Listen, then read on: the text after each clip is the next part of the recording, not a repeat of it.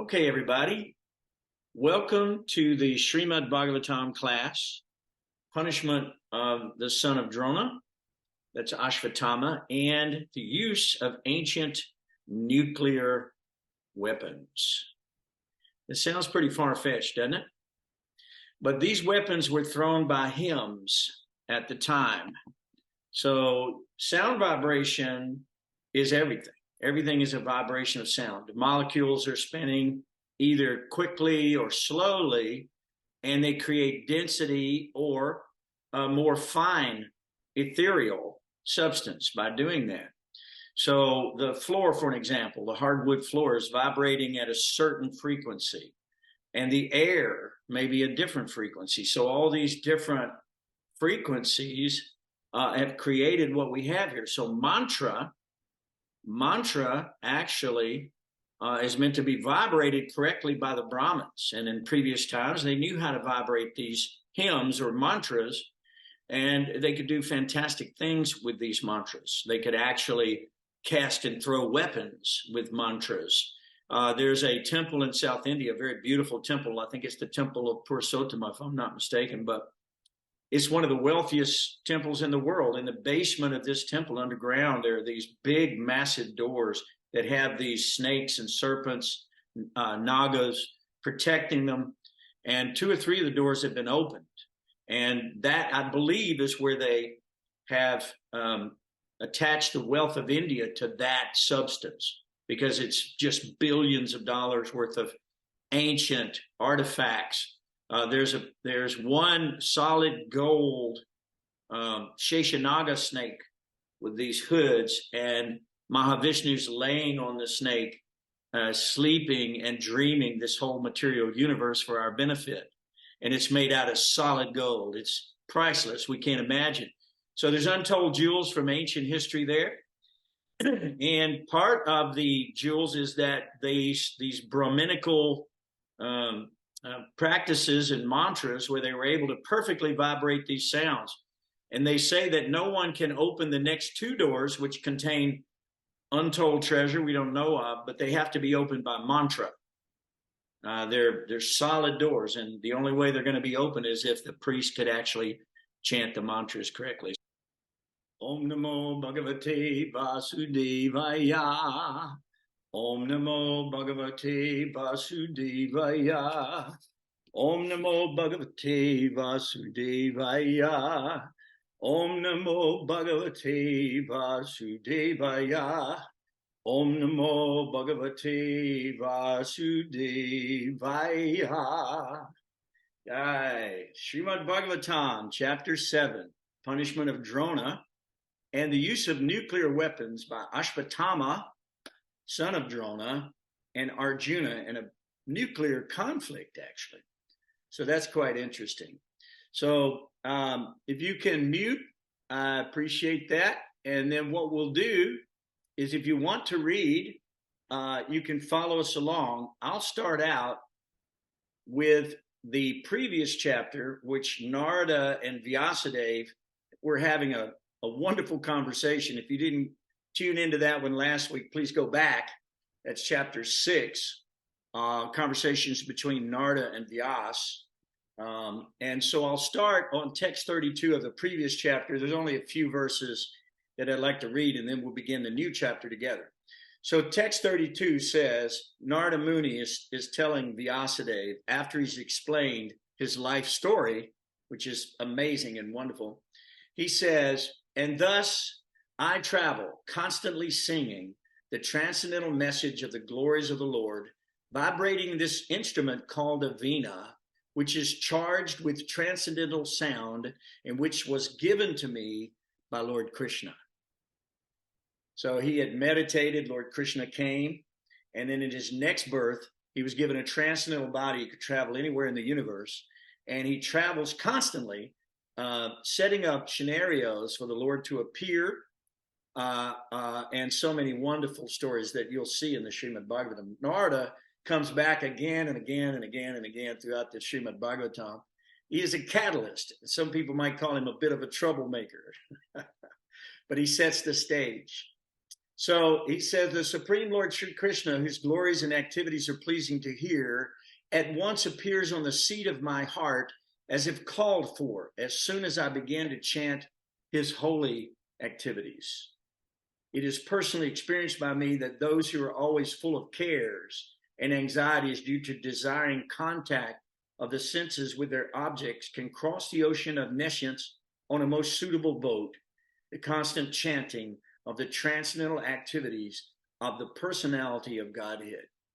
It is true that by practicing restraint of the senses by the yoga system, one can get relief from the disturbances of desire and lust. But this is not sufficient to give satisfaction to the soul. For this satisfaction is derived from devotional service to the personality of Godhead. O Vyasadeva, you are freed from all sins. Thus I have explained my birth and activities for self-realization as you have asked. All this will be conducive for your personal satisfaction also. Sutta Goswami said, thus addressing Vyasadeva, Srila Narada Muni took leave of him, and vibrating on his Veena instrument, he left to wander the universe at his free will. All glory and success to Sri Narada Muni, because he glorifies the activities of the personality of Godhead. And so doing, he himself takes pleasure and also enlivens all the distressed souls of the universe. So those are the last 5 or 6 verses in the previous chapter, which I think are quite wonderful and help us to set up this chapter as well. So if somebody would like to, they can begin reading at this point, and we'll just pass it around a little bit. We're on text 1, the son of Drona punished in chapter 7. So if anybody would like some of that, please take a piece. Okay, I will. I'll kick it off and then someone can join in later. Yep. Rishi Sunaka asked, O Sutta, the great and transcendently powerful Vyasadeva heard everything from Sri Narada Muni. So after Narada's departure, what did Vyasadeva do? Sri Sutta said, on the western bank of the river Saraswati, which is intimately related with the Vedas, there is a cottage for meditation at Samyaprasa, which enlivens the transcendental activities of the sages. In that place, Srila Vyasadeva, in his own ashram, which was surrounded by berry trees, sat down to meditate after touching water for purification. Thus he fixed his mind perfectly, engaging it by linking it in devotional service, Bhakti Yoga, without any tinge of materialism. And thus he saw the absolute personality of Godhead along with his external energy, which was under full control.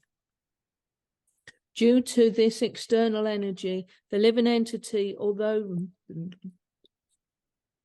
transcendental to the 3 modes of material nature, thinks of himself as a material product and thus undergoes the reactions of material miseries.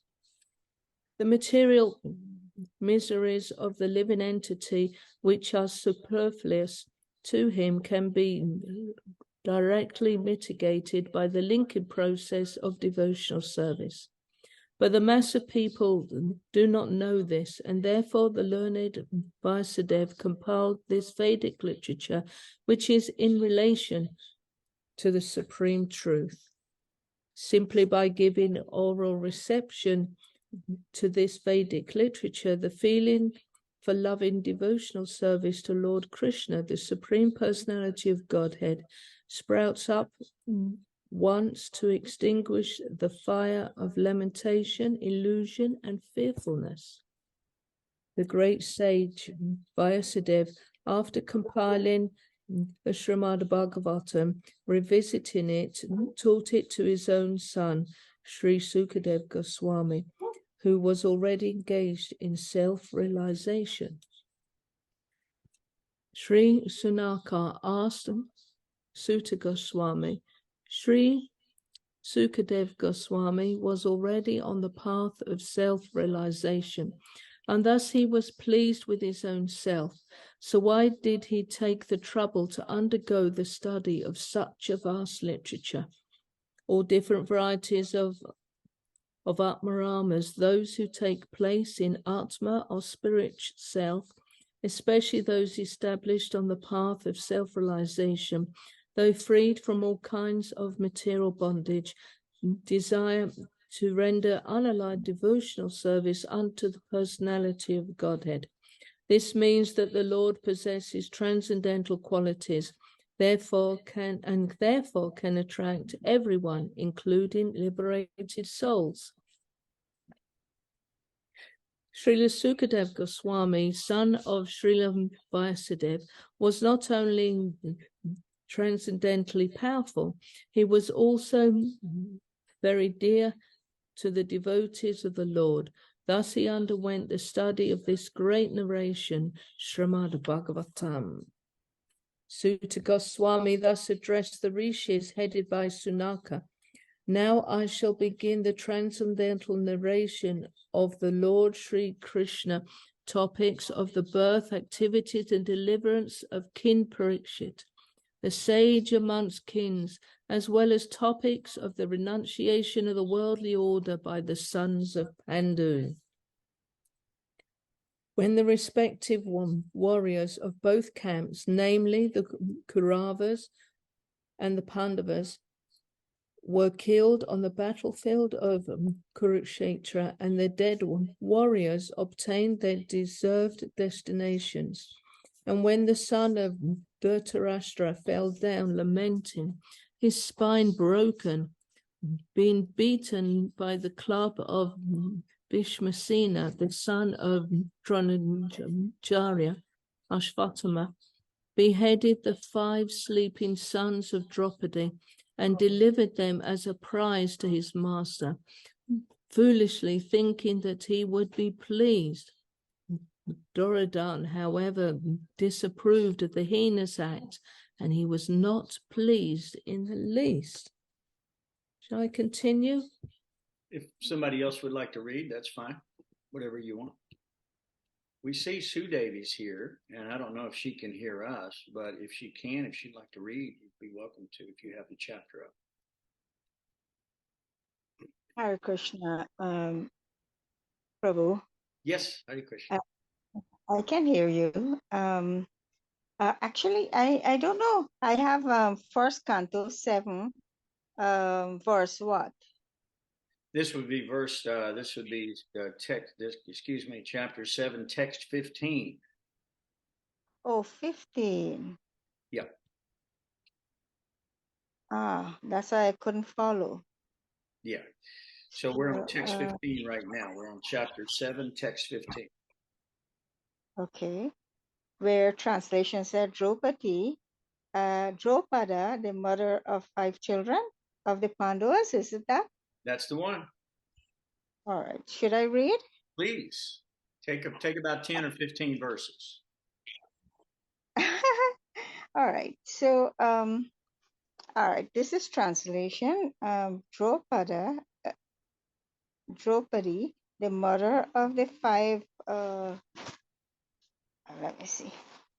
The mother of 5 children of Pandavas, after hearing of the massacre of her sons, began to cry in distress with eyes full of tears.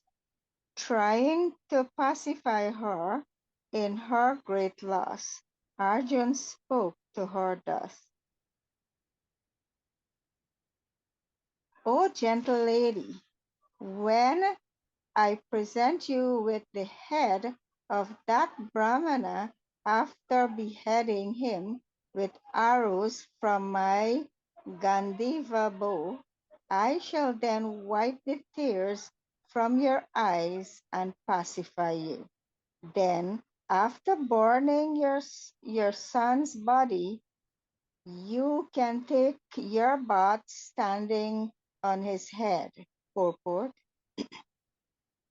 An enemy who set fire to the house. Sue Davy, I'm sorry to interrupt you. We're just reading the verses because we don't have time for the purports.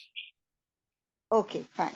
Yeah, we're just going to go through the chapter, and we can come back individually and read the verses. So just stay with the verses if you don't mind. Okay, thank you. No problem.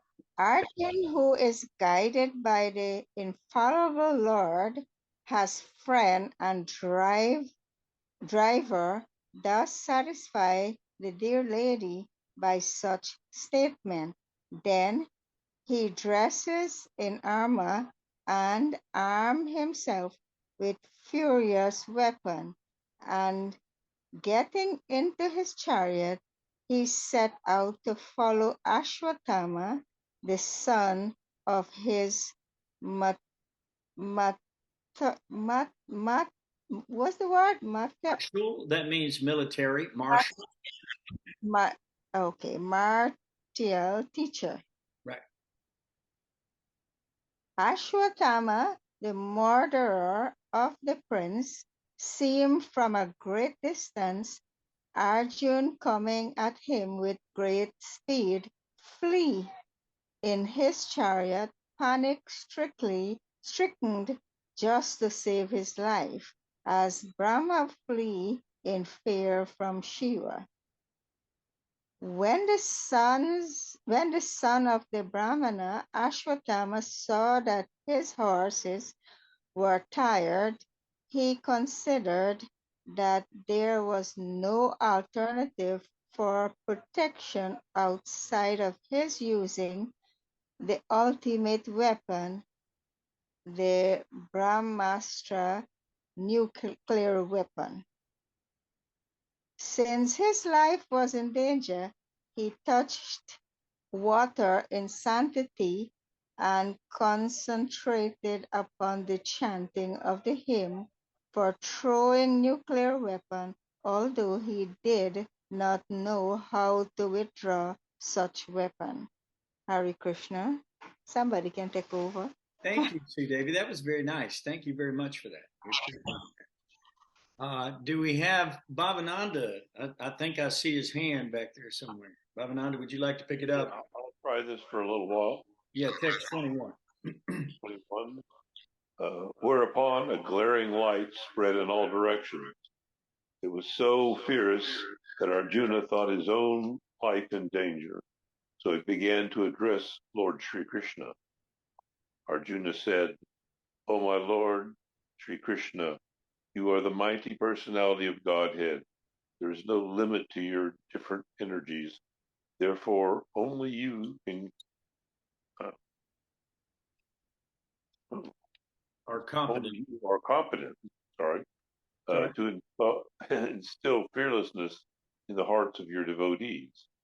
Everyone in the flames of material miseries can find the path of liberation in you only. You are the original personality of Godhead, who expands himself all over the creations and is transcendental to material energy. You have cast away the effects of material energy by dint of your spiritual potency. You are always situated in eternal bliss and transcendental knowledge. And yet, though you are beyond the preview of material energy, you execute four principles of liberation characterized by religion and so on for the ultimate good of the conditioned souls. Thus you descend as an incarnation to remove the burden of the world and to benefit your friends, especially those who are your exclusive devotees and are wrapped in meditation upon you. O Lord of Lords, how is it that this dangerous effulgence is spreading all around? Where does it come from? I do not understand it. The Supreme Personality of Godhead said, "Know from me that this is the act of the son of Drona. He has thrown the hymns, nuclear energy, Astra, and he does not know how to retract the glare. He has helplessly done this, being afraid of imminent death." Someone else want to pick it up? I'll take it back here. O Arjuna, only another Brahmastra can counteract this weapon. Since you are expert in the military science, subdue this weapon's glare with the power of your own weapon. Sri Sutta Goswami said, hearing this from the personality of Godhead, Arjuna touched water for purification. And after circumambulating Lord Sri Krishna, he cast his Brahmastra weapon to counteract the other one.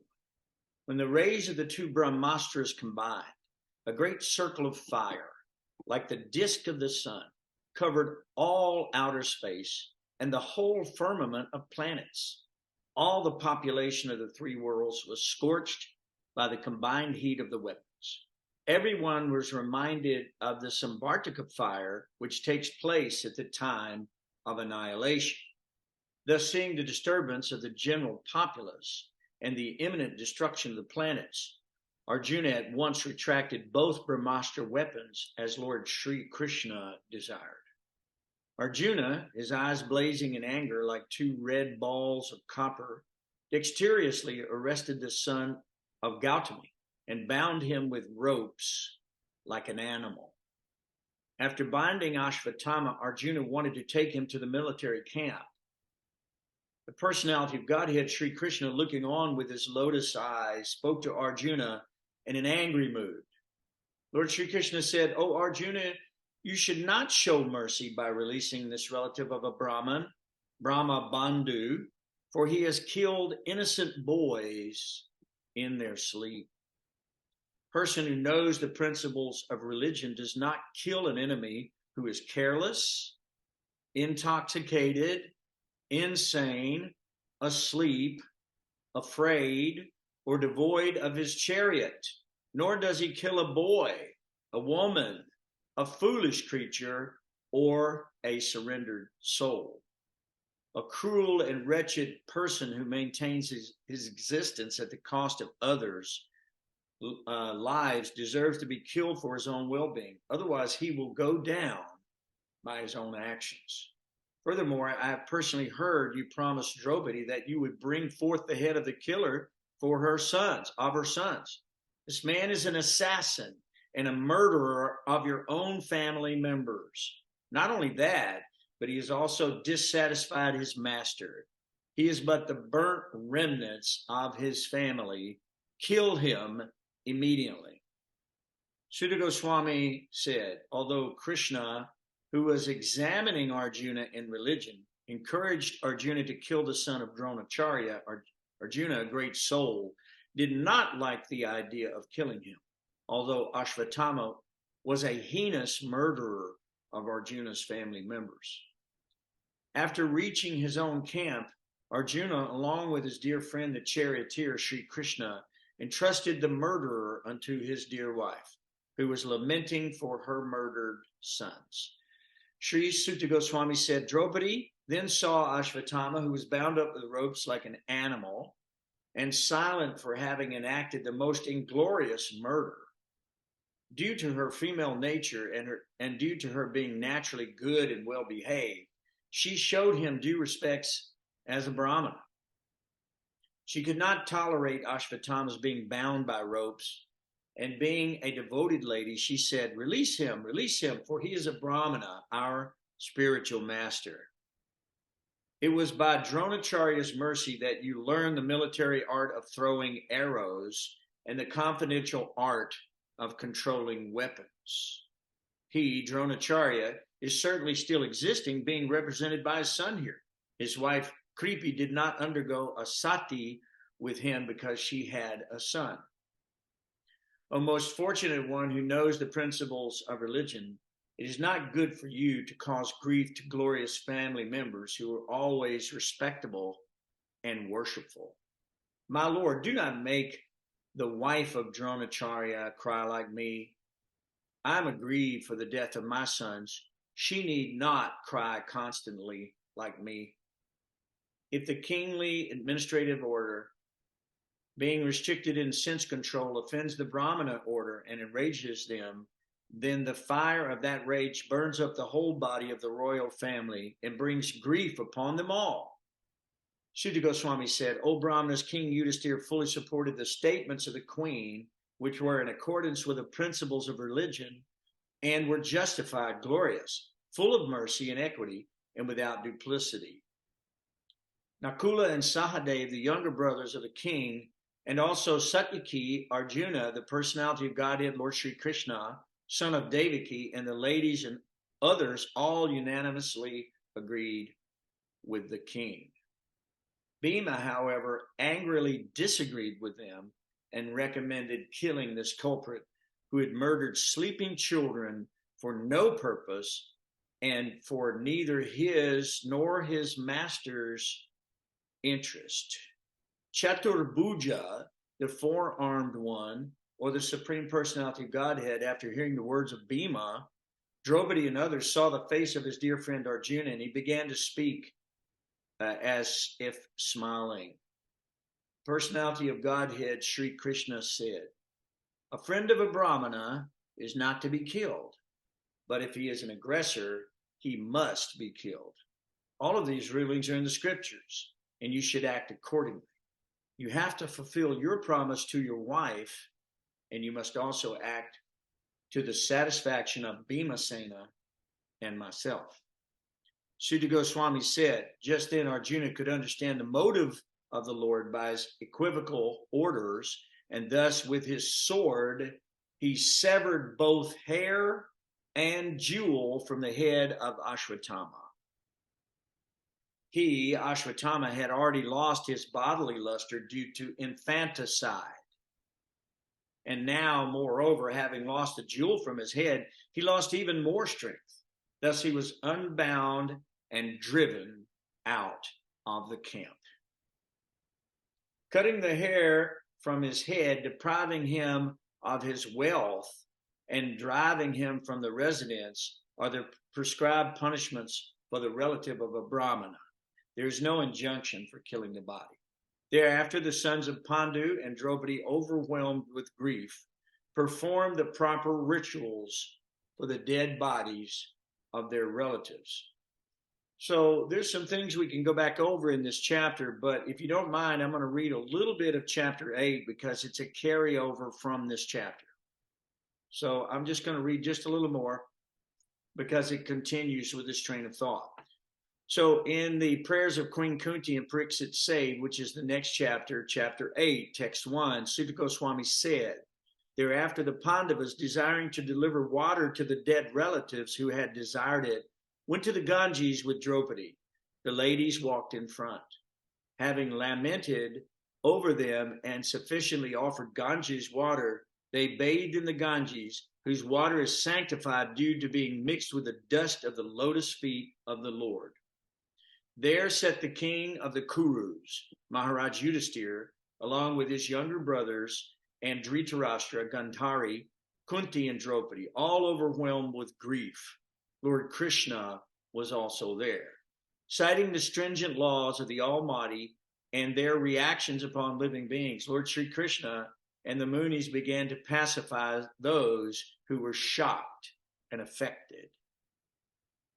The clever Duryodhana and his party cunningly usurped the kingdom of Yudhisthira. If you don't know this story, you have to go back to the Bhagavad Gita, where the very first one we did describes how this all came about, how Duryodhana cheated the Pandavas out of their kingdom.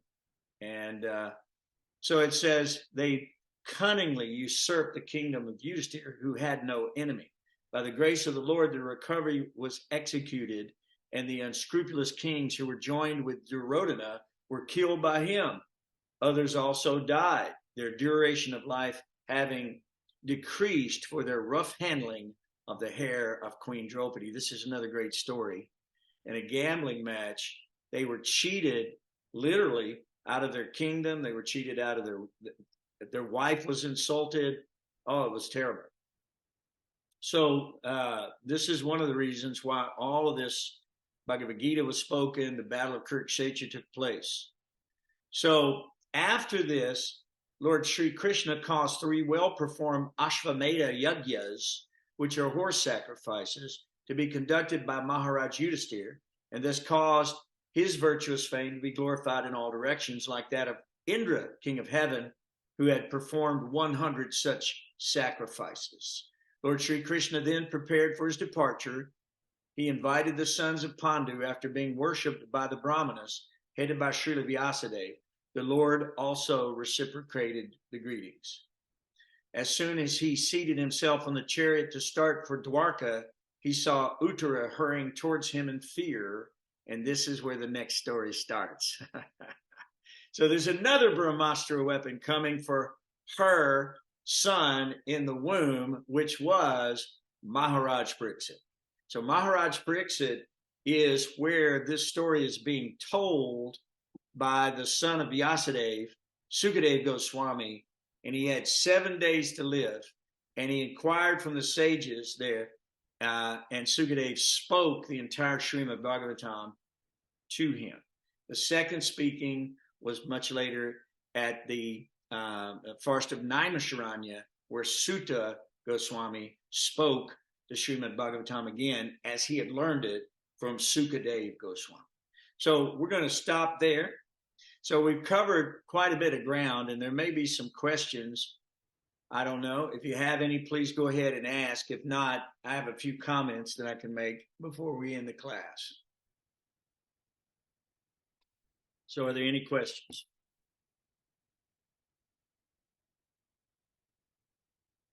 Okay. All right. It's a wonderful story.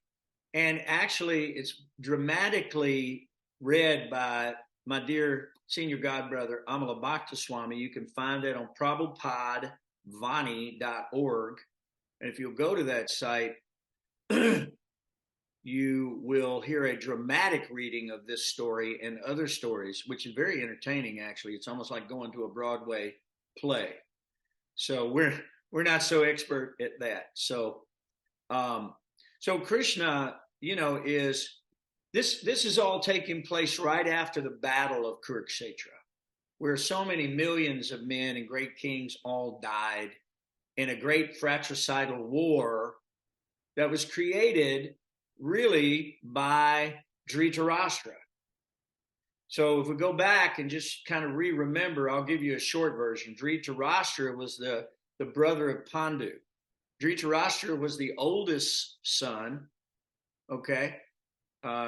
He was the old, So he was the oldest son, but because he was born blind, right? The kingdom went to the younger brother. And so the younger brother then died early. He actually died early.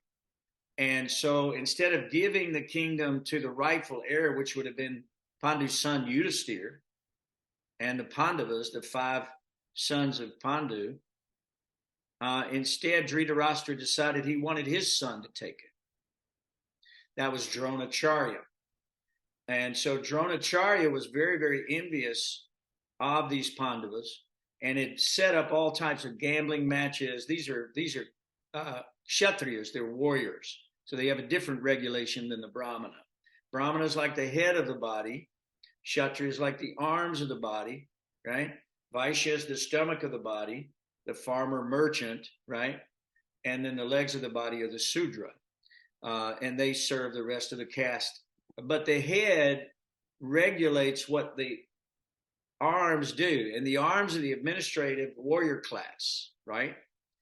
So if that caste is not regulated by the priest to conduct godly activities, then many times they will find themselves in the mode of passion and ignorance. And in that case, they may be looking for fame, profit, adoration, distinction, money, power, wealth, like that.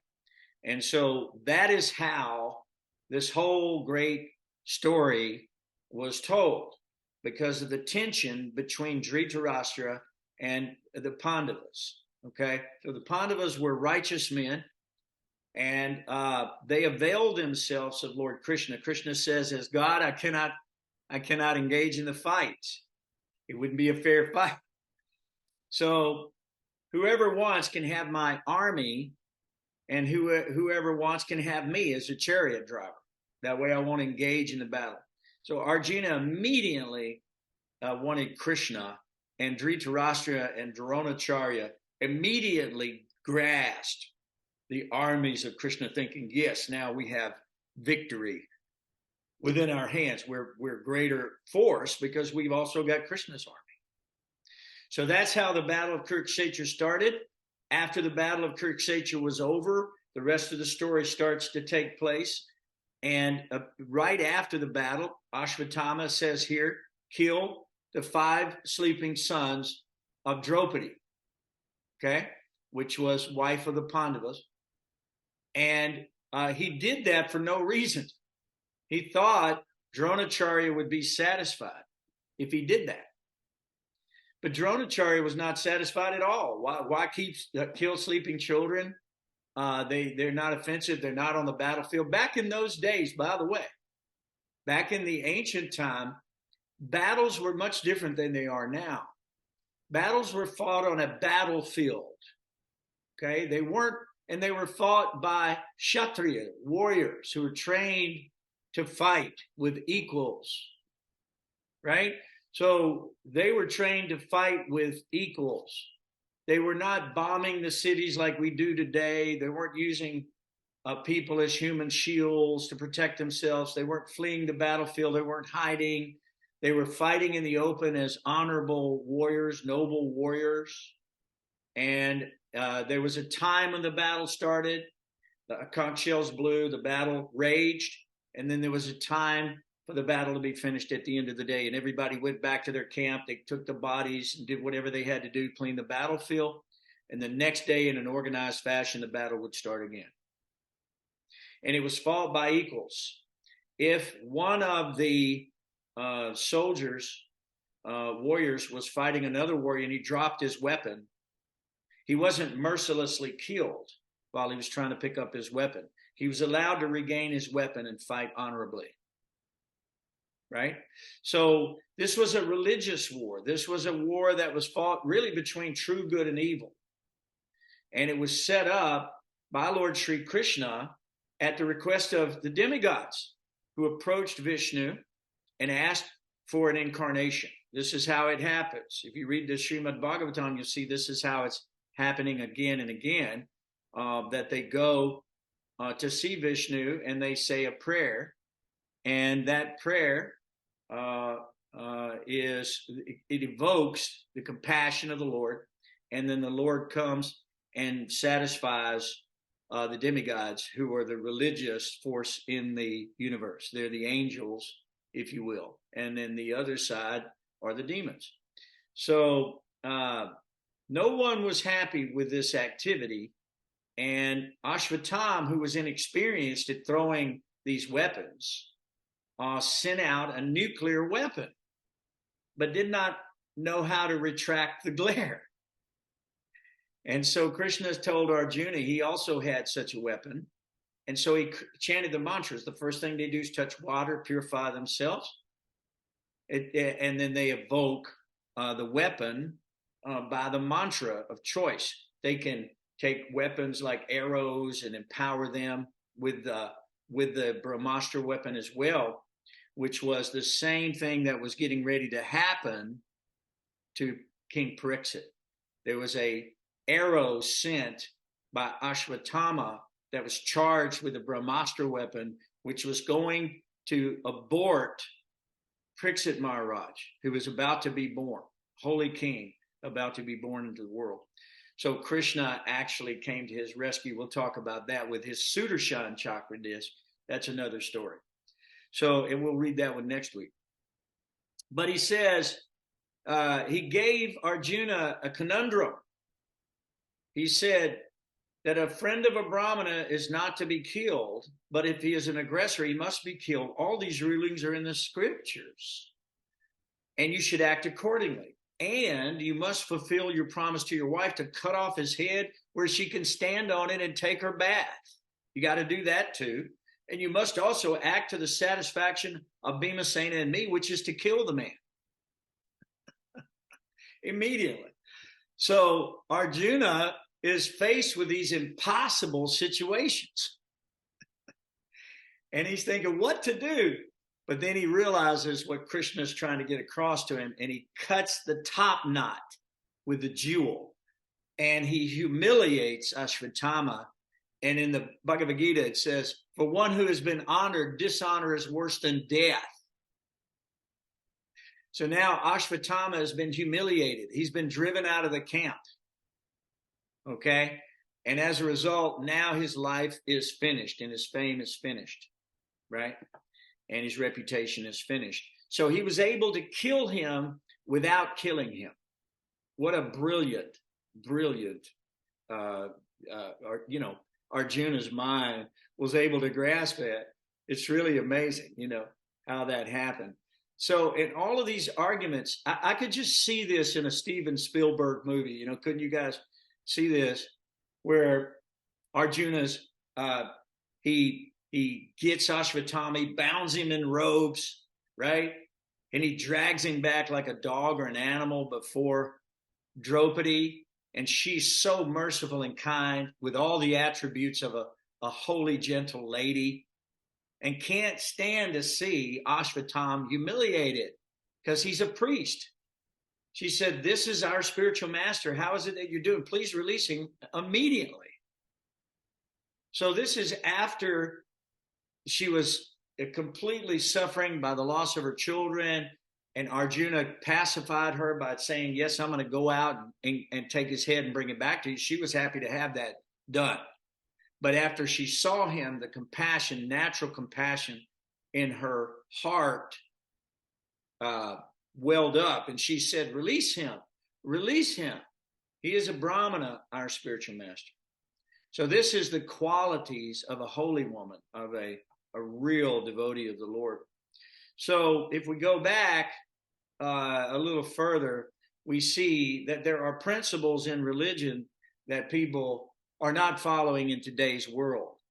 A person who knows the principle of religion does not kill an enemy who is careless. So for an example, they don't just see an enemy in a compromised position and just go kill it. That is not honorable. The second thing is they don't kill an enemy who's intoxicated, because it would be below a noble Kshatriya to take advantage of someone in that state. They want a fair fight. They won't fight someone who's insane, mad, asleep, or even afraid. If you're afraid, they won't punish you. Or if they're devoid of a chariot. Nor do they kill a boy, a woman, a foolish creature, or a surrendered soul. Ramchandra in the Ramayana said that anyone who lays down their weapons and surrenders, that he will personally protect them from all comers. And no one can defeat God. God has all, I believe it's 64 attributes in full. No one else does. And so God is the one without a second, the one without any equal. The origin of all things have expanded from Krishna. We know that in the Brahma Samhita, Brahma explains that to us. And he says that Krishna is the one without a second. He's also known as Govinda. So they don't kill a foolish creature, surrendered soul, a boy or a woman. Now we see there are no religious principles. There are no regulations, and people are simply killing wholesale. And we're seeing that every time we turn on the television today. So the problem in the world is sectarianism, party spirit, nationalism. Okay? The problem with that is then one camp is the enemy of another camp. So we have a tendency to want to create these tribes or camps.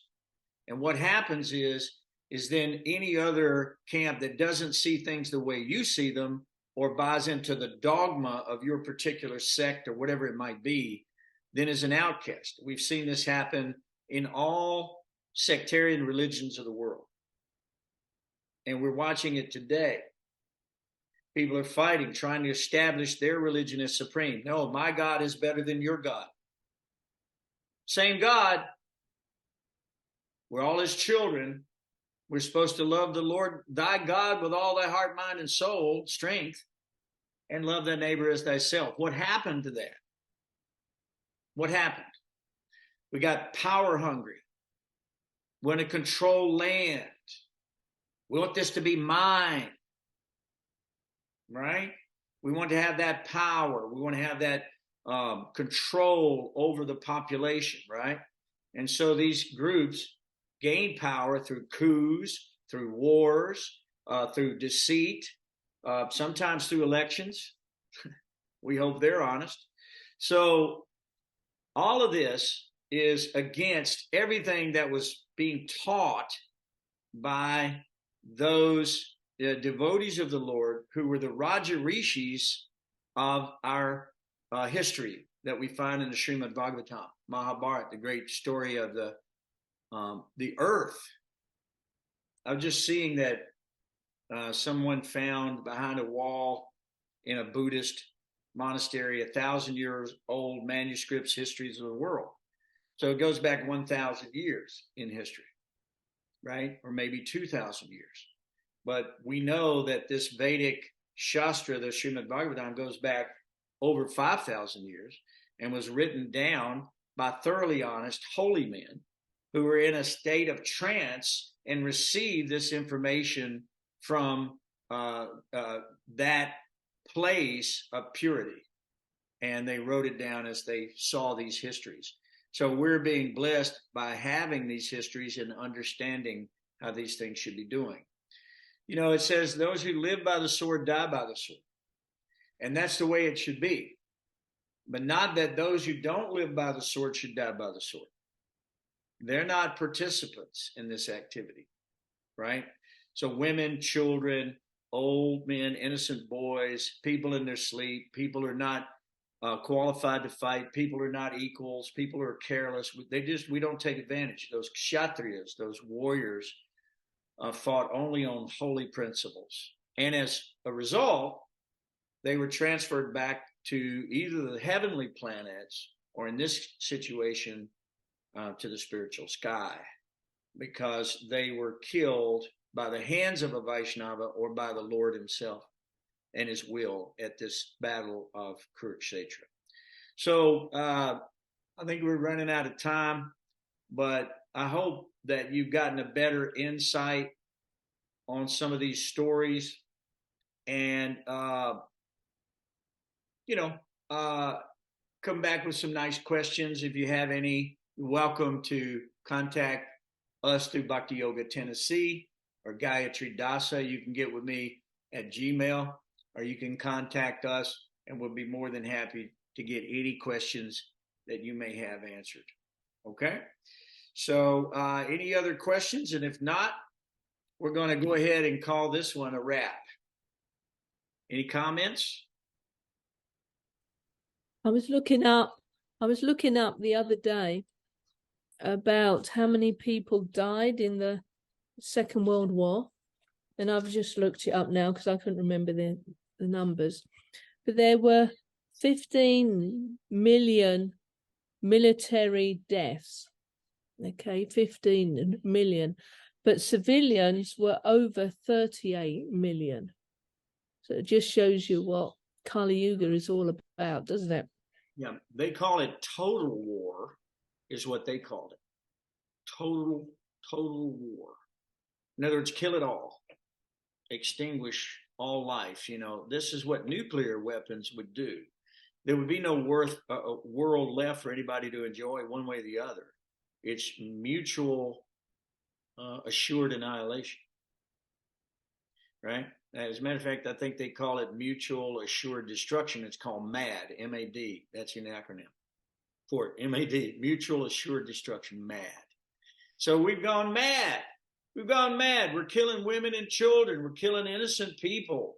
I mean, look at the news. This is not chivalry. This is not nobility. This is not warriors. You know, this is not how it should be done. If you want to fight, fight nobly. And whoever the victor is, accept. That's how that has to work, right? So the great kings, the Raja Rishis, their goal was to establish the principles of religion in the world, which are based in Sanatan Dharma, not a relative truth, but absolute truth that applies to all people everywhere all the time, right? And a non-sectarian concept. And we saw that really India never went out to try to conquer the world as conquest necessarily. The Vedic civilization was conquering the world through knowledge and through truth, which is non-sectarian. The Veda means the original knowledge. It's your right, it's my right, it's everyone's right. It's not some sectarian concept. It is truth that will give you a scientific experiment that will give you self-realization of the soul. That's what this truth will do for you. And by studying these stories, we remember the activities of the Supreme Personality of Godhead, and therefore we become purified of all karmic retribution. So that's our goal. And I think we've done that very nicely tonight. I want to thank everybody for helping us read. Sue Davy, thank you. And, Rangavati, Bhavananda, of course, we're always very appreciative for everything you do. So that's about all we have time for tonight. Unless there's any other comment that you would like to make, I am going to go ahead. Hare Krishna, actually. Now that you mentioned that in India, they're sharing the Vedic knowledge, and that is to refine your thoughts. They're not Vaishnava who are doing this killing. Only Shastriyas does righteous killing. And Shastriyas are those who are guided by Brahmanas. So I guess it's fair war, but because the world is not taking the knowledge, so there can't be fairness in the world, especially on the Western side. Yeah. So it was nicely explained by you. I'm happy that I'm in this class, and I will run through the passage that we read earlier. And then if there is any question pertaining to the passage, like organically, I will discuss it on the next meeting. Thank you, Sue Davy. Thank you so much for that. Yeah, a headless body is not, it's headed for catastrophe. If you've ever seen, something that's lost its head, it's going to run around. It has no sight. It has no way to know where it's going. It's going to run into every wall. It's going to collapse. It's going to fall off the mountain or whatever. It's going to get run over. Something bad's going to happen with a headless body. And so society now is headless. There are no real Brahmin priests available much. This Hare Krishna movement, this whole International Society for Krishna Consciousness, Srila Prabhupada translated the Vedic knowledge into English so that we could create a class of Brahmins in this country that would help to guide this country. Unfortunately, most of the politicians today are not very interested in truth. They're more interested in power and their political gain. And they are certainly involved in party spirit. Party spirit causes a disunion. And so what happens in disunion is generally argument, and then ultimately frustration, and then war. So we are on a trajectory as a civilization, as humans. We're on a trajectory constantly in this material world of war. And if you go back and you study history, you'll see that there's just nothing but war after war after war. The whole map has changed every 100 years or so. If you just go back to 1400, there was no Spain. There was no Italy. There was no this. There was no that. They had other names because they were controlled by other armies and other men seeking power. That's what this all comes down to now. And so the innocents are the ones that are exploited. And we see this over and over again. So we're in a very dangerous position in the material world. And our job is, there's no way to get out of birth, death, old age, and disease as long as we're embodied. Now, at the end of our life, we want to transfer the immortal soul, which is residing in the heart, operating this machine called your body. We want to get out of this and transfer ourselves back to the spiritual sky, where none of these problems exist. Satchidananda Vigraha, a life of knowledge, bliss, eternality with form and relationship. That's what we're looking for. But we don't want all this disagreement here, based on my opinion against your opinion, against that relative truth, this party, this sect, this religion, fighting this religion. Look at the history of it. It's catastrophe. All of it has been a veritable catastrophe because we've left the absolute truth. We've left the handbook called the Vedas of how to operate this material world. If we know how to operate the machine, we're not going to wreck it. If the body had a head, it would walk in a straight line. The body wouldn't be running into everything and falling into everything, bumping into one another. So this Brahminical order has to be reestablished. People have to be trained in the absolute truth from youth. There used to be gurukulas for that. Now they're being reestablished again in the world, where they go and study the absolute truth under the guidance of the spiritual master and the devotee who is purified to be able to teach like that. And then if they learn the truth and they grow up in that way, they don't grow up in a society that's just based on total consumerism, basically, where they're being cheated at every moment by some company. Eat this, smoke that. You buy this car, you're finally going to be happy, right? This is all nonsense. Worship some material idol because they can sing well. That's nice, but that's no reason to worship them. They're not qualified for that. They have some spark of God's splendor. But imagine if they got that small spark of talent, how much greater God must be.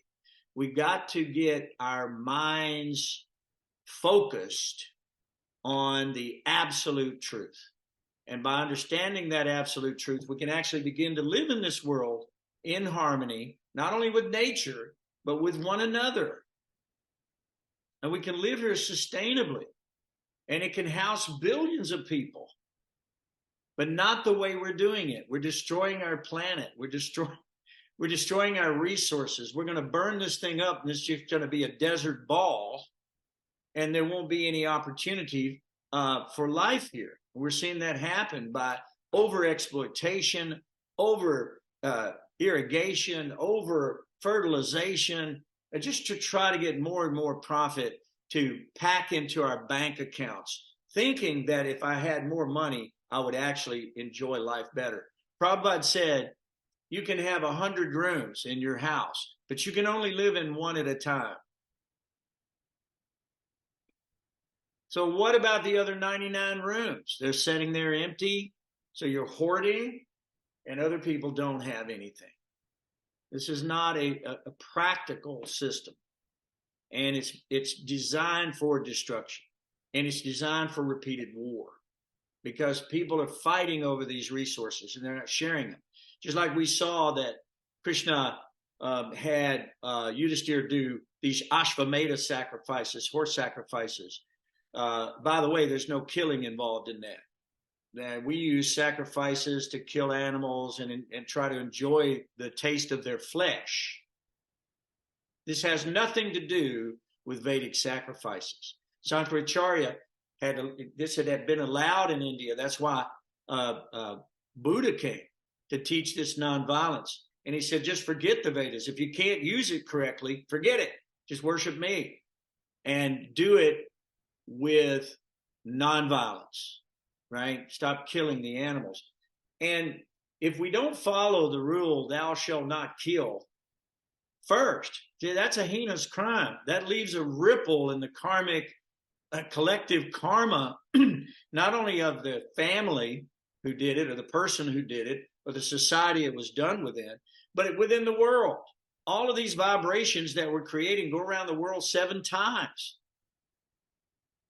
So this prajalpa, which is nonsense talk, constant nonsense talk of nonsense subject matters that have no benefit to anyone, just like the act of Ashwsttama, killing these children. Why?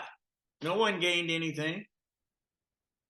Just heinous activity, heinous conversation, nonsense talk about so many nonsense things. All they do is bring about the degradation of the consciousness of our society.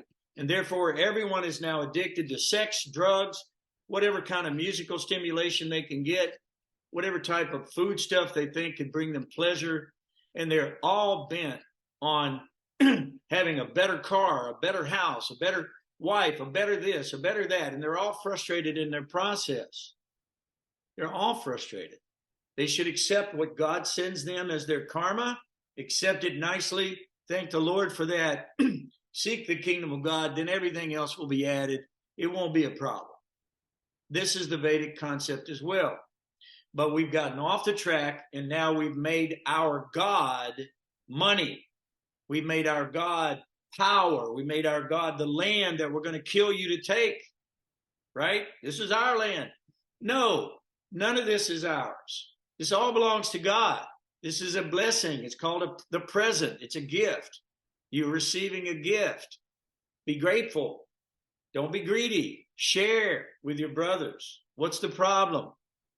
Well, it's the mindset. It's the consciousness. We have to be trained in this knowledge, or otherwise we will be deviated from this truth, and we will go out on our own, seeking happiness in all the wrong places, doing all the wrong things, and bringing our own destruction down upon us. But this is why we're having these classes. This is why we're talking like this. We hope somebody, somewhere, will avail themselves of this knowledge, and the world can change to be the place that it is supposed to be according to the Vedas, which is a civilized place of peace, charity, worship of God, understanding of the absolute truth, protected by a noble, saintly king who follows the instructions of the head of society, the Brahmin class, who are well trained and studied in Sanatan Dharma, the eternal function of every soul. Oh, that's the whole idea behind what we're doing. So thank you so much, guys, for listening and coming to be with us tonight. We hope that this information can be shared widely and people can avail themselves of this knowledge. And then some of this nonsense that we're seeing every time we turn on the TV could stop. All right. So with your permission, I will go ahead and end this class. But thank you so much for being here. Any questions, Sue Devi, or anybody else, please don't hesitate to contact. All right? So I'm going to sign off. Hare Krishna, Krishna Krishna, Hare Hare. Hare Rama, Hare Rama. Rama, Rama, Hare Hare. Oh. See it.